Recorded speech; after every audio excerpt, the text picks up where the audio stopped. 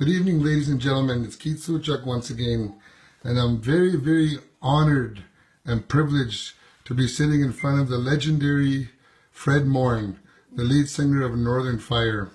Fred Morin has been an inspiration to many, many Northern musicians, and every video I've done, I've always had a musician mention your name, Freddie, and how much you've contributed to the inspiring so many young musicians, not only in La Loche, but throughout the North.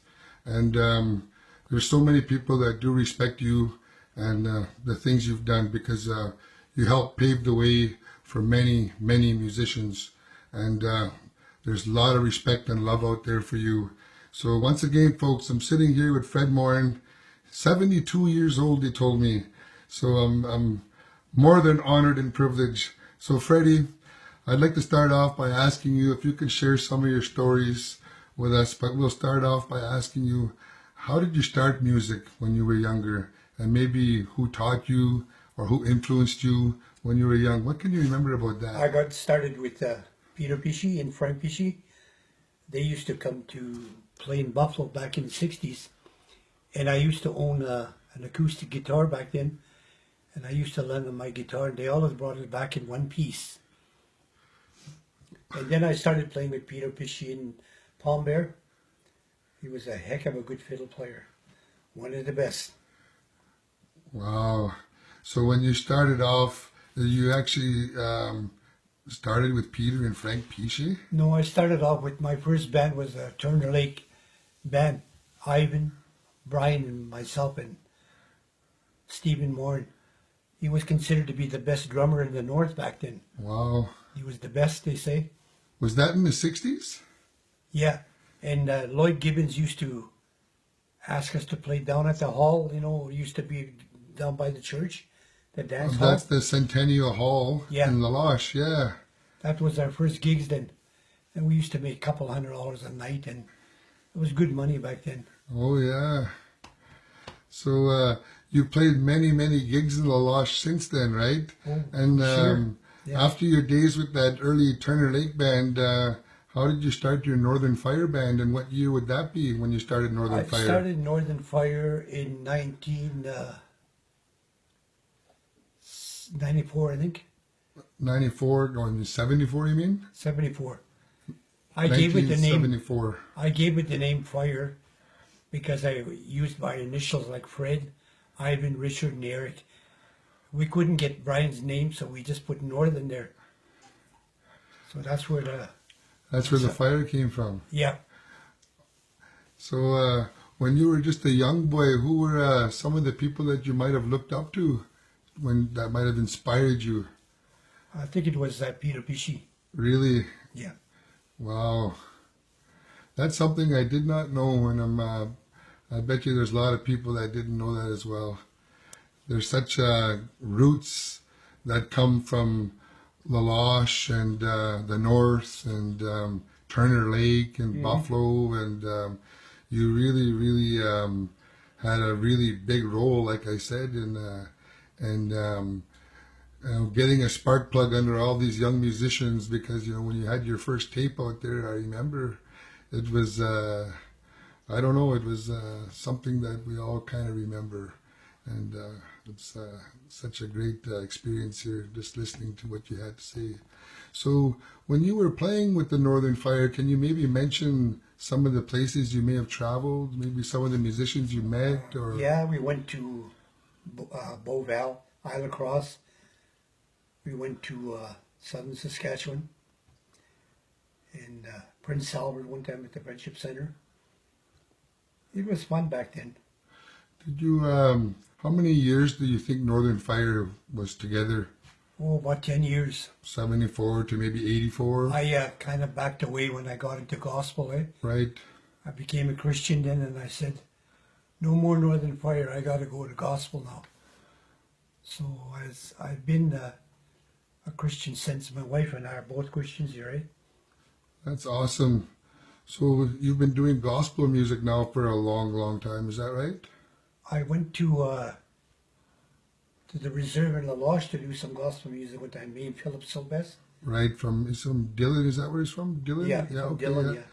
His name was mentioned a few times, and I do remember him. He was a gospel singer that comes around quite often to help during He time. used to have a band by the name of the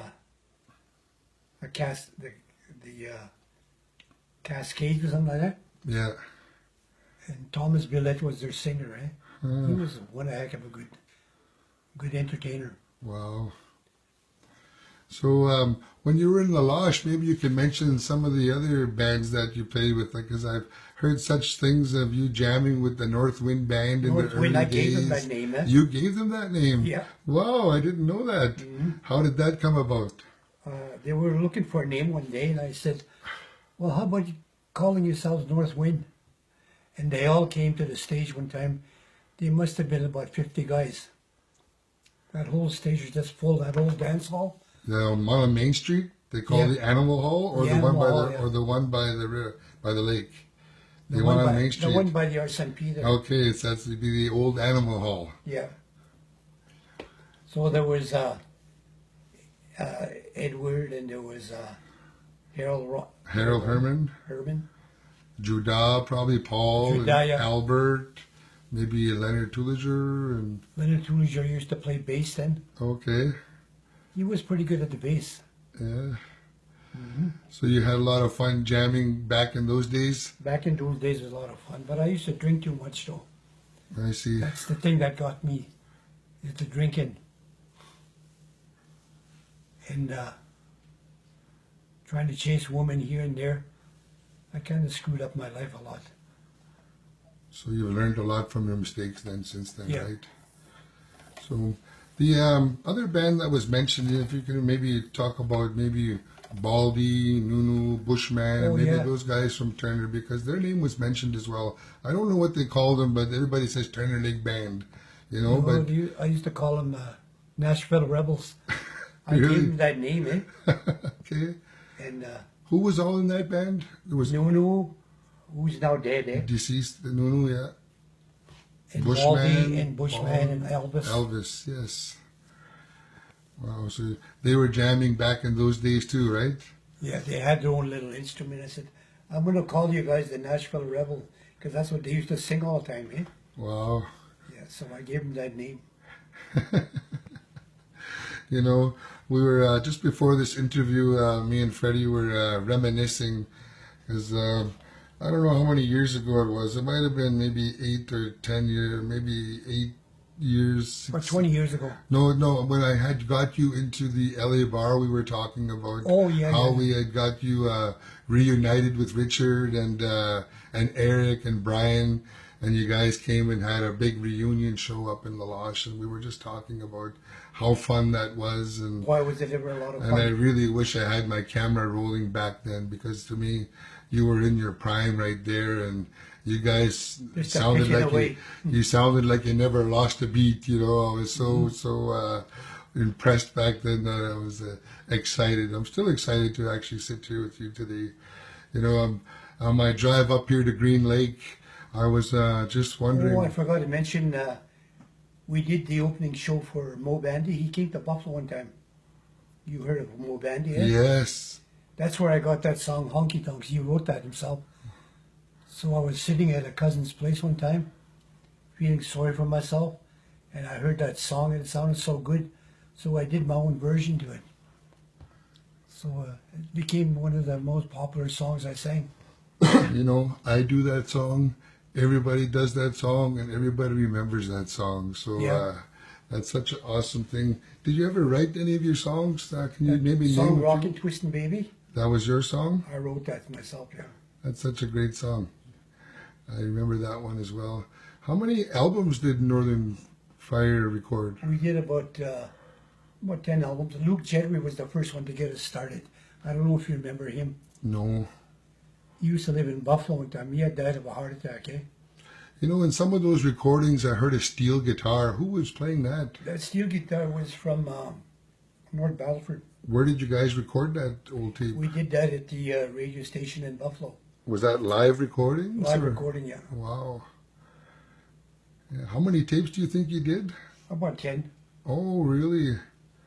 You know, I wish I would have had some of those tapes. If I did, I'd put them all on YouTube just so we can share your music. So if anybody's listening out there, please inbox me and let me know if you have tapes, because we can sure use them. So, Freddie, is there anything that you could maybe remember that you want to share with us today during this interview? Because I am documenting all these musicians throughout the North, and you know, if there's anything there that you might have forgot or you want to mention, or anything that you can remember that stands out. I used to play that big arena at Turner Lake. My brother Paul was the recreation director then, and he used to get us to play all the time, And one day a bunch of boys from La Loche came walking in there with baseball bats and pounded the hell out of some guys. Wow. Tiny was one of them that got the worst of it, How many years ago was that? Oh, that was about 25 years ago. Hmm. But they didn't hurt it. They didn't touch our equipment. You just let it all go. And that was it. Huh. But it's been kind of rough sometimes when you play music, Like, Especially with alcohol involved, would you agree? Yeah.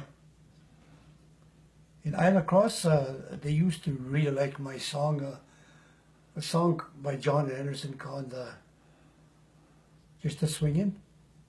Oh, yeah, just the swinging. Boy, they really love that song. And Isla Cross people always made me feel at home, Yeah. They seem to enjoy my singing. And when those visions on the window in Isla Cross happened one time, they got me to go and sing there. Oh, wow. And I sang gospel music for them. Boy, they were sure happy. And then we went to the gospel jamboree, my wife and I. My wife could really sing, but it's too bad about her lungs, Mm-hmm. So when you played with Northern Fire, there was Richard, Eric, Brian, and I think Bunny Peterson also played with you some few times. Bunny Peterson had a little part of that. Yes, he played the fiddle with you guys every once in a while? He was a fiddle player, yeah. In fact, I got a video of us playing at Tinker's Park in Buffalo. I should give you that. What year was that? That was about 1978. Wow, that would be awesome to get a chance. Look at it. You could put it on the air in La Loche, maybe. Yes, because you have so many fans all over the North, not only La Loche, I mean, I know we're reminiscing and thinking about some of the stuff that happened in the past, You did mention whatever happened with the bats there. I hope nothing bad had happened and everything turned out okay. Did everything turn out okay that night? Everything turned out really good. It was just awesome. That's good to know, you know what I mean? Just so people know everybody was safe, and he's just trying to let people know that alcohol and music don't mix sometimes. Is that correct? That's what destroyed my career, actually. So the alcohol and womanizing everything. We need to learn from that. So it's good to know, and that's a really good message. So I give a little bit of advice to those young people. Don't let that get you, because it can be very evil. I thought it was fun at first, but the Lord kind of hung on to me and brought me back to gospel. That's when I slowed down. Then I met Evelyn here. She was the only one that ever took me in. And my ex-wife, she's now living in La Loche, I think. She put me in the hospital, in a psych ward. She thought I was crazy. Of course I wasn't. So I tried to, but Evelyn didn't look at it that way. She still took me in, kept me in her house, as you see. Yes. You have a beautiful place here in Green Lake, and I'm really, really grateful for you to open your doors. And when I gave you that phone call the other day, you welcomed me with open arms, and you made me feel, and I don't know, I just the drive up here to Green Lake, there was so many questions I want to ask you, but I just can't think of them right now. So if there's anything that stands out that you'd like to share, I'll give you one of my CDs that we did, the kind of music we were playing in your bar. Yeah. I got a CD on that. All the good old Northern Fire tunes. Rockin' Twistin' Fire's on there. Oh, Rockin' Twistin' Fire. Rockin' Twistin' Baby. Yeah. What the heck am I talking about? That's okay. That's okay. I mean, yeah. when you started singing, how old were you? How I started singing, I got influence from my mom. She told me, my boy, in Cree, I like the way you sing. So the first song I sang for her without a guitar then was a song by Hank Lachlan called Send Me the Pillow. And I sang that for her. And she was an asthmatic. She suffered from asthma. Oh, she used to suffer a lot. Oh, I see. And as long as I sang her that song, she was okay. And then I went on from there. I listened to those words. They kind of stayed in my head. My boy, you're a good singer, she used to say to me. And I guess she was right, because I do have a lot of fans. How old were you when you started singing, do you think? Oh, I must have been 12 years old. Around there? I was in reform school then, I might as well be honest. This is what it's about, you know. This is about being truthful and honest and reflecting upon the music and the music career. And, you know, we've got to learn from each other. And like I said, you know, giving those messages out there to those young musicians, and letting everybody know that we could all learn from our mistakes. And oh yeah, I was going to tell you, back in '64, I used to stay with the priest in Buffalo, and I was studying to be a brother. really, I just about got there. I just had that right thing here, but then I quit. and you went and started your I rock went and roll womanizing days. again. You know, I could sit here and talk with you all afternoon, Freddie, but And that old priest used to tell me that I could sing, but he had died, that priest. When he died, he got cremated, and he died in Sherbrooke, Quebec. I kind of think about him a lot. so before we sign off or get anywhere, I'd just like you to see if you can reminisce and look back at your old days of playing in La Loche. Is there anything that might stand out to you that you could maybe talk about or maybe mention, or anything that... Northwind was about the best ones I liked playing with. But there were so many of them in one band. It's just like the Lawrence Welk band. Leonard Tooliger said you called it an orchestra. Yeah. One guy came on stage, boy, that stage was just going down it. There's too many of them. There's But you really enjoyed playing with Northwind. there were the guys I enjoyed playing with. That's good to know. I would have liked to even play music with you. I know we come from different generations, you know, and there's so much respect there, you know. I am documenting the musicians that came before me. I don't know if people know this, but I'm 42 years old and you're 72, so there's a big 30-year gap. I've been doing music now for about 30 years or so, a little over 30-some years. And I wish I could still be singing and performing like you 30 years from now.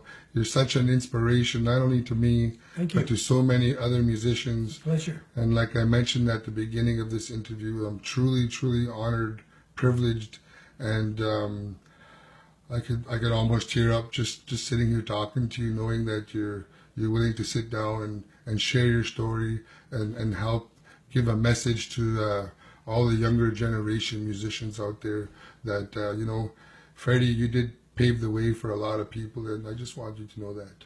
I know Tooliger is one of them. He liked the style that I sang, so he started doing some of my gospel songs.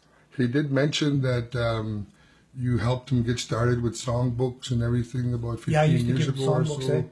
And he in his interview, he did mention that you were still number one to him no matter what. So not only to him, but to many others as well. Leonard is number one to me too, and I have a lot of respect for that guy. I also want to mention Philip Sylvestre. Yes. He was a darn good gospel musician, but he couldn't do the country songs that I did, not as well as it was easy for me to do all those country songs. Mm-hmm. And I used to just love listening to George Jones. He was one of the best singers I've ever heard. Nobody could compare his voice. So that's kind of the singers that inspired you. Mm-hmm. That's things that is good to know, because like I said, there's so much respect there, and learning the history of our music in the North is my whole intention. And you sitting down and sharing some of these stories, Fred, is very, very awesome. But I went as far as Sandy Bay and Pelican Narrows with Marius Cummings. Leon Mogar was the keyboard operator then. So we played in Pelican Narrows and Sandy Bay for a while. Had a couple of square dances and everything. yes, feel free to say anything you want. I'm just trying to help you with questions here because there's so many I'd like to ask you, but I know we're kind of pressed for time here, so I just want you to be able to remember and think of anything you want to share with us, and I'll be gladly to share that with everybody. You know, I remember one time we were coming back from Sandy Bay and our tire fell off. The road is so rough, eh? yeah, We didn't roll or anything. We made it. that's good. You know, sometimes we get Leonard mention how he used to put all this stuff on the back of a truck and go, you know, I've done that. I know a lot of musicians have done that. Where we got to put our instruments on the back of a truck because we have no choice. We used to throw our instruments in the back of the trunk too. And we'd squeeze them in there, eh? Yeah. And some of our guitars would get wrecked because of that. Mm-hmm. But we still managed. There was one guy that told me one time that he liked my music. It used to be the ex-RCMP Bill Harrison. Uh-huh. Boy, that son of a gun was a nice guy. Mm-hmm. And that kind of gave me a little more confidence, eh? Yeah. So, you mentioned so many. Can you mention maybe any other singers that you could remember when you were starting off in the 60s and 70s? You mentioned you started Northern Fire in 74. So in 74, was there any other bands around the north or anything that Well, you there could was think DC and the Country Boys. of? Okay, maybe that's good to know. Who And else there was out there? Isla Cross, I suppose. Who was playing in the band in La Crosse? Do you know? That would be Back then? Morin, I forget his name. He's a Morin too, eh? Okay. But there was an La Crosse band back then in the 70s. And there was also a DC and the Country Boys from Beauval in the 70s. And the funny thing is, all we had was little amps Yeah. to sing through them and play through them. We didn't have much of equipment, eh? Mm-hmm. But we still survived. Yeah. My dad mentioned back in the olden days he used to play with just the guitar and an amplifier and pick his tunes and people would dance. Because music... That's why Lloyd Gibbons used to hire us, eh? Yeah. Doggone it, Freddie, I like that music, he used to say. That's all I remember him saying, eh? Yeah. Now he's deceased, eh? Yes. I know some of the people we're mentioning are no longer with us. That's why I really want to document as much as I can with the northern musicians that are still with us. And that's why it's such an honor and privilege, like I said numerous times throughout this video, to have you sit here with me today. And it was well worth the drive here to Green Lake. Thank you. Thank you so much. I'm really honored. You know, when I was growing up in my younger Garson Lake days, that was the first time I was introduced to your music. And that probably would have been the mid-'80s when I first started listening to your music.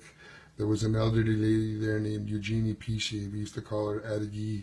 Mm-hmm. She used to always crank up your tunes and play. and that's where I really, really remember your music. And it really had a lot to do with my younger days and inspiring me to get into music. And I just wanted you to know that, you know. I feel like I've come full circle sitting here with you and being able to sit here and talk to you today. I really want to thank you. You're more than welcome there. I'll get that tape for you. I said I was going to give you. Yes, we'll do that after this interview. We're almost done here. I know we're kind of going well over my little 10-15 minute mark that we wanted to do, but there's so many subjects we could talk about.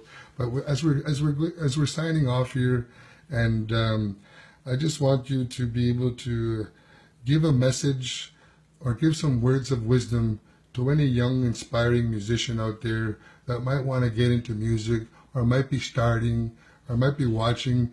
You know, the fun thing about this interview is that the older people get to reminisce with us and the younger people get to learn and be educated about the musical history. But if there's any kind of words of advice that you could maybe... Young people out there, don't give up. Just keep on trying. There's always hope. That's how it was with me. I couldn't play worth a damn when I first started. But as time went on, I got better. the more beer. I'm not asking you to drink, but the more I drank, the better I thought I was the best musician around. But that doesn't work like that. So my advice is stay away from drugs, stay away from booze, keep on trying. That's all I can say. Don't give up. Hang in there, my friend, and the Lord will be with you. Amen. Thank you so much. Can I shake your hand here? Thank you my so friend. much, Freddie. Merci, Cho.